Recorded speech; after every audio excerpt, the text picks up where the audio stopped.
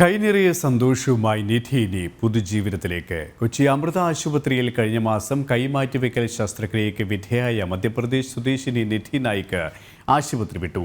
Bike അപകടത്തിൽ മരിച്ച തൃശൂർ സ്വദേശി ജുവൽ ജോഷിയുടെ കൈകളാണ് നിധിക്ക് ശസ്ത്രക്രിയയിലൂടെ നൽകിയത്.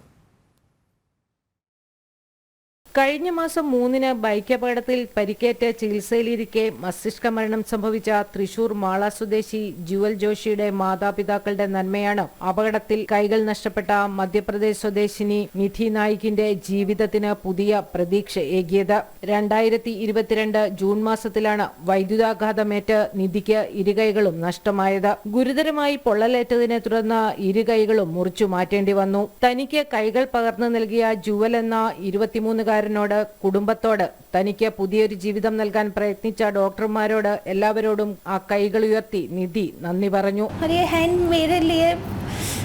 शब्द नहीं है सर, मैं बता नहीं पा रही, मेरे पास वर्ड्स नहीं है बोलने के लिए, लेकिन इस सेकेंड जो लाइफ मिली है पहले जैसे बिल्कुल नहीं है. इस थिंकिंग बहुत ज़्यादा चेंज हुई, करने के लिए बहुत कुछ सीखा कि आगे क्या करना है लाइफ में, और ये भी समझ आया कि पहले क्या कर रही थी मैं और अब क्या करना है.